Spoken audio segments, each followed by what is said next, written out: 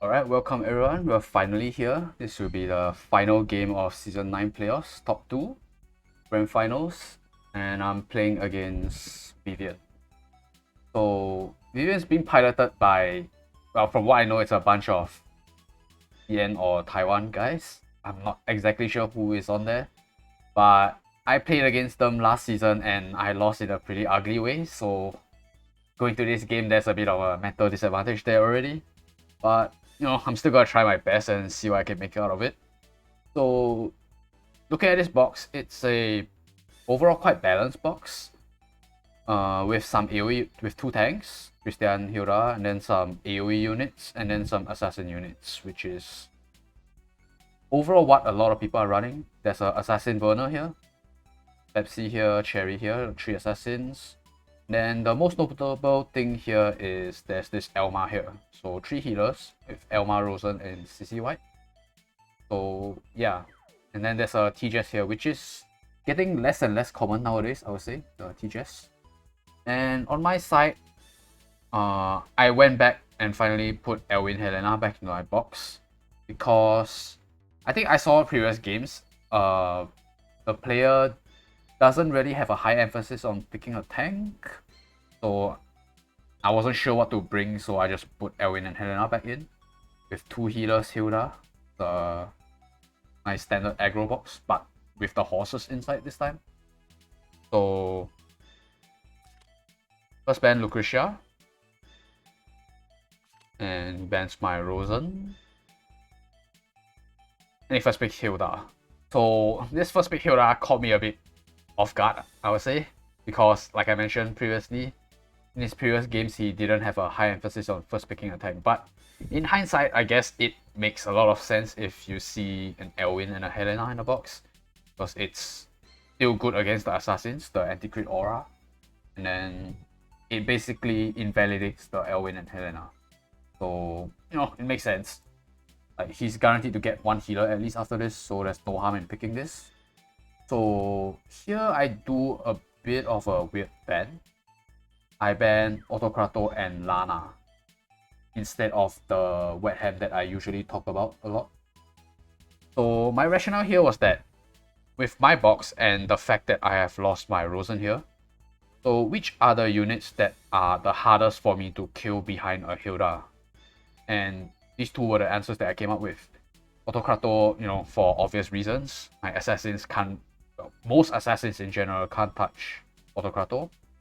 And Lana, although she doesn't get faction buff by Hilda, she has a revive, and the way I play, I don't really like to ban healers, so he kind of gets a free attack buff no matter what. Like, she still has TJS, CC White, and Christian, so she gets an attack buff no matter what. And I'm probably giving Elma, so she's gonna get that immunity with Redeemers. So that was my rationale when I banned the Lana, because I already lost my Rosen. I'm probably going to lose my CC White next, and I don't want to first pick CC White. I'm not really confident in that line of draft yet. So if this Lana goes through, if she breezes 1 time, drops 1 AoE on my team, and my team's gonna get crippled. Everyone's gonna be at like 40% health or something, and I just lose the game off that. So that's why I banned the Lana here. But that means I give the Wehttam. So in my head, I was thinking that Wehttam is still okay if I can make him come to my side, as long as I can kill the Wehttam in return. It's not too bad. It's still a 1-for-1 at the end of the day. So yeah, I lose my CC White here as expected, and my Lucretia. I ban out the Teleport and Himiko, another thing that is difficult for me to snipe, and Teleport just complicates things. Also because I wanted to pick Autocrato, so get rid of the mage makes it easier for Autocrato to stand on the field. Here I lose my 2 more assassins and picks Helena, which Autocrato can tank, so that's not too bad, I would say. Here I ban out Epsilon and CC White, just the 2 bans that I think were the most troublesome, and I pick my Sigma here. I lose Hilda and TJS, and he finally goes ahead and picks the Rosen after losing a healer. Ban out the 2 assassins left. I get Ares, so here I'm going for some kind of displacement play, with like the combination of Ares and Autocrator. And hopefully my assassin can get in range to snipe something. Get rid of Elwyn and Wehttam, and Elma shows up, so 2 healers. And I just pick Helena, so maybe try to find a punish after I do all my displacement stuff. Because Himiko can't really do anything into a Hilda, and Rosen especially. So, you know, both picks are kind of rough, but I think Helena has potential to do more. So let's take a look. Annihilation, standard single target Wehttam. Helena with route, not 3C. So that's pretty rare. Healed out also with route, because he figured that there's a Rosen buff, so he doesn't need a buff. So I have no healer, so all he needs to do is disable my tank, and the Wehttam can kind of go ham. Elma with the triple signature skills. Rosen faction buff, as mentioned. My Ares is bringing faction buff here because I kind of want to give defense buff to Autocrator, and I don't think bringing Noble Charge is going to make too much of a difference. It's like gambling on a remove guard on Hilda. So at the end of the day, the most important thing is getting the displacement for my Ares. Helena has standard, Sigma has standard, so 2 attacks. Yeah, let's start the match.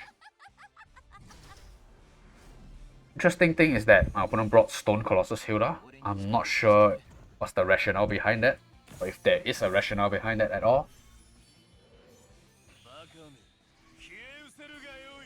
Guard on Autocrator, buff on Rosen.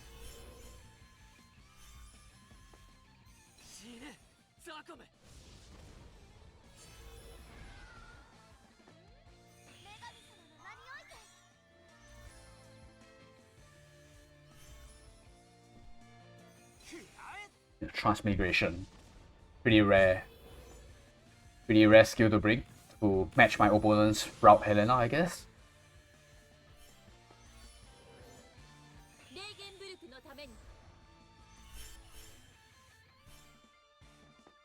Okay, so here I decided to just throw out my 3C on 2 units just to move the tank away. I actually don't know if this actually does anything, because in my head my idea was that I was going to initiate with my Ares after this, so I wanted to possibly pull the tank away from some of his backlines maybe. So I wanted the tank to be in this spot because my Ares is going to hit on this spot. So I think that was the logic behind why I just threw out my Autocrator like that. And then because the Hilda has Light Mirror, I reflect the debuffs back onto myself. It's kind of annoying actually. So this puts my Sigma outside of guard range, but my logic was that based on my opponent's skill selection, I would think that his main plan was to use Helena to stun my Autocrator, and then use use Wehttam to kill my Epsilon. And it's going to be rough for me to deal with what's left if he does that. So I just left my Sigma open because I was thinking like, if he does use one of these units to kill my Sigma, that means my Epsilon is safe, and maybe I can do some cleanup with Epsilon at the end of the day. So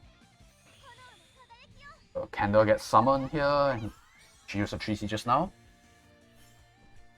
And Ares goes in.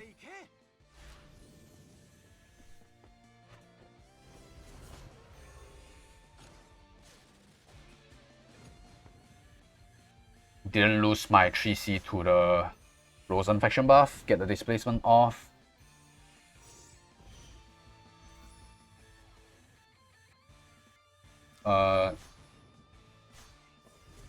Tough luck for me is that the Wehttam didn't get put into my Sigma's dual range. It's still slightly too far. If I come here, it's still 1, 2, 3, 4, 5, 6 blocks away, so I can't use dual on it. And my Ares takes a shit ton of damage from this Elma with the double mirror. But in the end, that didn't matter. The Helena does come in and trades for my Sigma.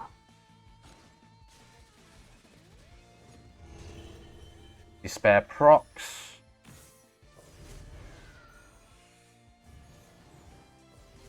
My Helena loses her exclusive.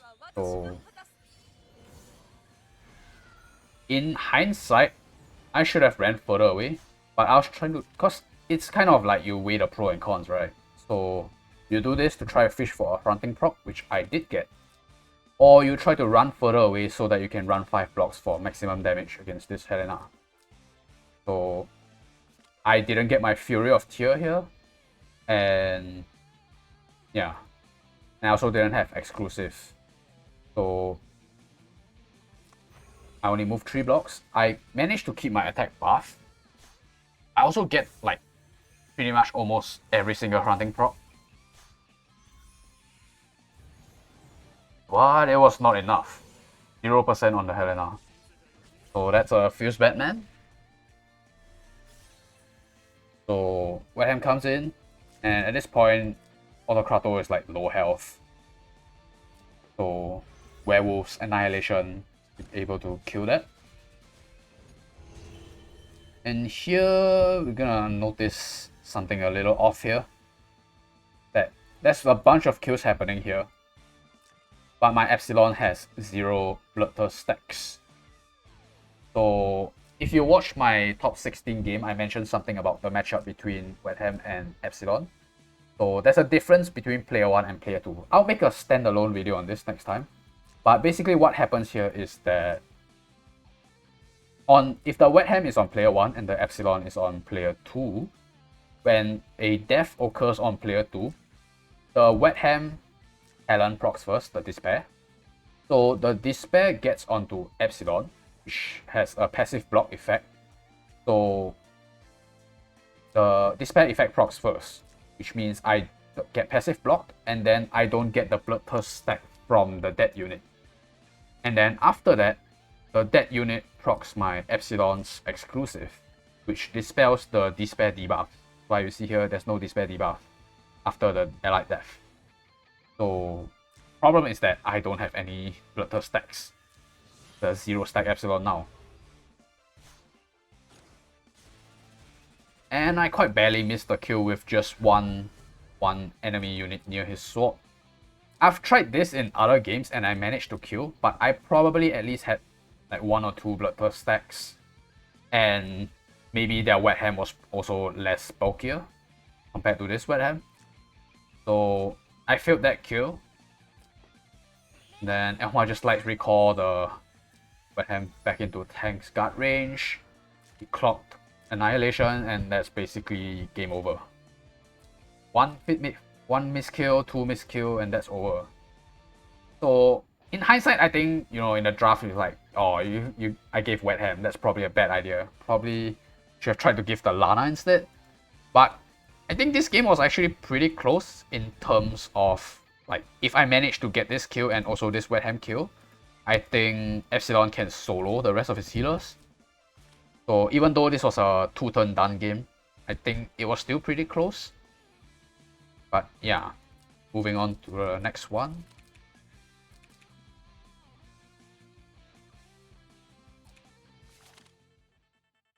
So here I bring out some AoE units. So here there's 2 things coming to this match, right? One, I just lost my first game, so I'm more incentivized to maybe make some changes to my box here. And also the Cape of Sorrow comes back to plague me. You know, the problem with this map is I hate this map even more than Sky map, because usually when I play single target stuff and I don't play flyers, so I always get my units stuck on a bridge, and if the opponent unit moves slightly in front and it breezes, it basically zones all my units into the water, and it's really hard to play without flying units on this map. So that's also one of the reasons that made me switch to AoE teams. My AoE units have a bunch of flyers here. So I swap out 2 assassins and my Elwyn to bring in Vincent, Kruger, and Clotaire. But you know, I didn't really practice this kind of AoE draft a lot during the season. I was mostly playing single target this season. And I also didn't have experience on the matchup against a Rosen and Elma box. So, I mean, I'm just gonna honestly say I kind of got wrecked this game. It's kind of hard to play AoE box into this particular combination of Rosen and Elma. Because if you want to play AoE into these units, the way you play into Rosen is you stack a shitload of debuffs. So things like Kruger plus Bowser, you can usually try to overwhelm Rosen stacks and get your debuffs in. And the way you play against Elma is probably you play AoE units that don't do debuffs. So I'm not sure of what's a good example. Probably like something like Ares would be one of the, like, if it's one of the better AoE units to play against Elma. But I'm not too experienced in that matchup, so I bring this AoE box into this Elma box. You know, first pick Vincent, the same thing I did against Just Once in my top 16 game.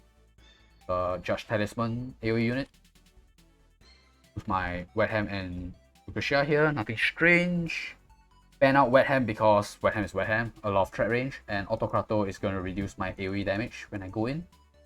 So I don't want that. Guessing the Lucretia to me was fine here. Then I ban Christian again.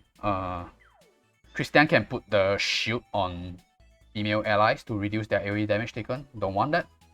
Himiko is kind of annoying because there's a lot of mobility and he's player 1, so he can cripple my whole team with Himiko. Even though Himiko is on the weaker side against AoE.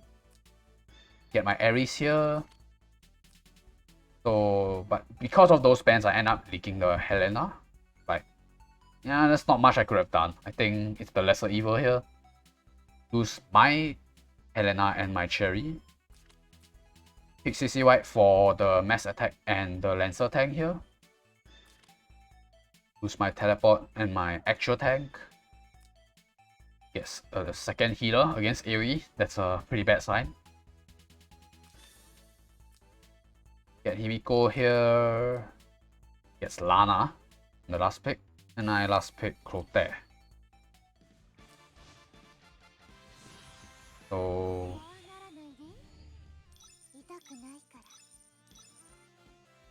pretty standard skills all around here. Inspire on CCY. Mass attack.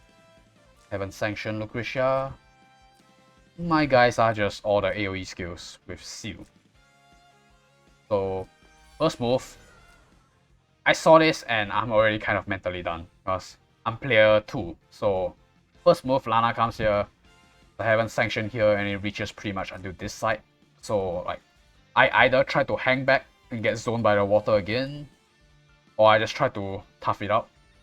But this breeze is really annoying. And I just choose to take the offensive move. I think at this point I was kind of mentally done. I looked at the draft, I was like, there's no way I'm winning this. So, yeah, I'm just kind of throwing my body in. Like, Mirror comes out. Candle comes out. Inspire here. Even the Lucretia breezed as well. Yeah, come here, haven't sanctioned, hits my whole fucking team as well. So, I think here I got a bit of nerves.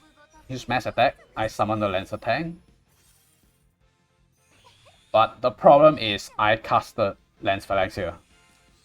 Like in my head, I remember at the time in my head, I made a mental note to not use the Lance Phalanx, but I did it anyway. The reasoning is Helena with Inspire can actually reach my Himiko, and only my Himiko. She can't reach any of the other units. And it's fine if the Helena hits my Himiko. But because I use the Lance Phalanx, the Lancer Summon guards the unit, and Helena, when she uses her 3C, she'll get the AoE damage off from her 3C. And the thing is, if you use 3C directly into Himiko, she actually doesn't get to proc the AoE, so that's fine for me. But because I guard with my Lancer Summon, she gets the AoE. The tank dies. My Himiko's not full health and she gets destroyed. straight up one shot. Because Last Right's not intact, I don't have the Shimmering Battle Suit on this Himiko. And this Himiko is pretty low on HP. It's not even 10k. Oh, I just lose a unit before anything happens.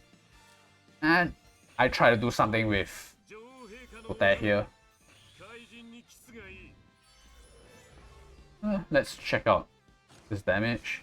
And this damage is positively the most disappointing single target I've used in like my entire Langrisser player career.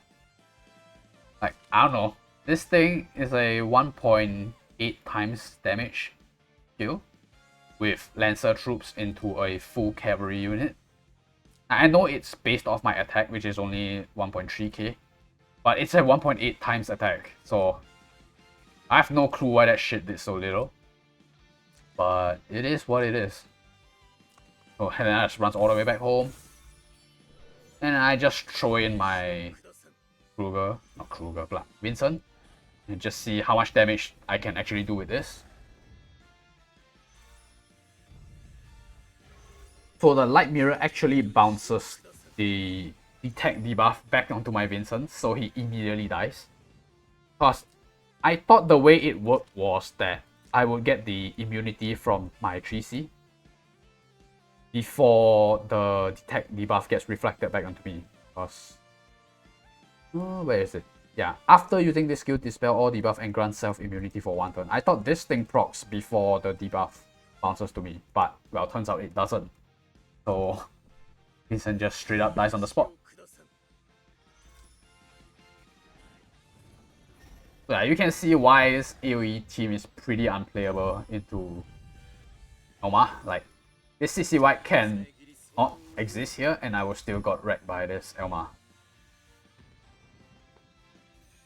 And then I just check out this game because this game is over. So yeah, I got kinda destroyed in the second game. First game was pretty close, I still think. Maybe that's a bit of copium. Then second game was not even close. But yeah, overall I can't be too unhappy about the result. You know, top 2. Even though I felt like this season my brackets were kinda lucky, was not as competitive. Most of the strong contenders got knocked out in groups or they were in the other side of the brackets.